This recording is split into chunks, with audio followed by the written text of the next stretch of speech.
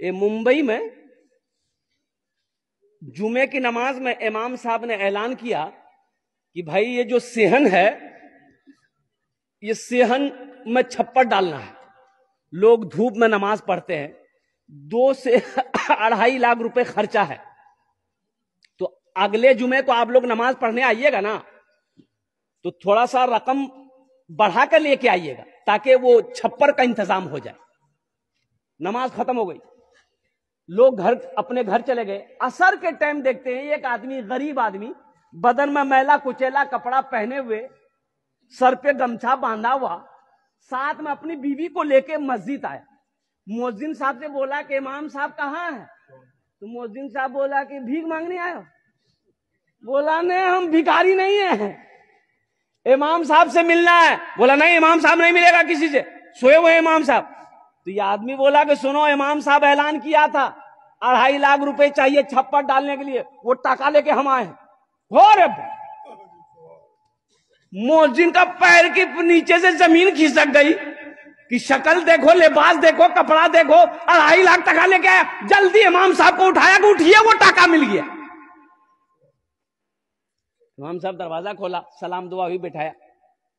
امام صاحب بھی اس کی حلیہ کو دیکھ کے تعجب ہو گئے. بولے بھائی پیسہ تم لایا کہاں سے؟ بولا حضرت لایا کہاں سے, ہم اپنے گھر سے لائے.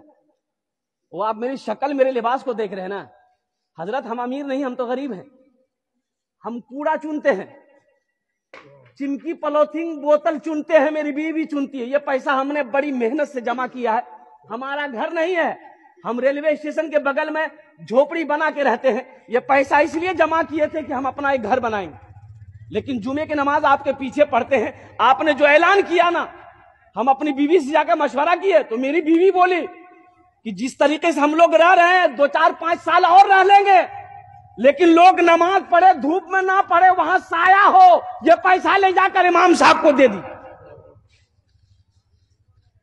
اور سنو, امام صاحب بولا کہ نہیں بھائی یہ پیسہ تو ہم ایسے نہیں لے سکتے, ہم صدر کو بلائیں گے, سیکریٹری کو بلائیں گے, خزانچی کو بلائیں گے.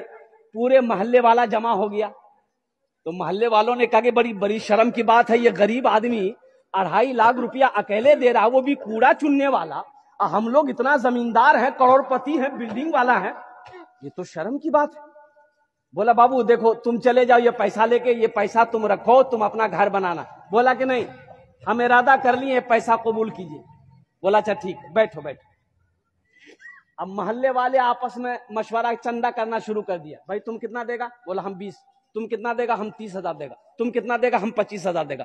چندہ کرتے کرتے پورے محلے میں 5 لاکھ چندہ ہوا. کتنا چندہ ہوا؟ ارے زور سے بولو. 5 لاکھ چندہ ہو گیا. 5 لاکھ چندہ ہو گیا, جمع ہو گیا. اب امام صاحب نے کہا کہ تم کتنا دو گے مسجد میں؟ بولا ہم 2.5 لاکھ لائے ہیں. بولا کہ 2.5 لاکھ لاؤ.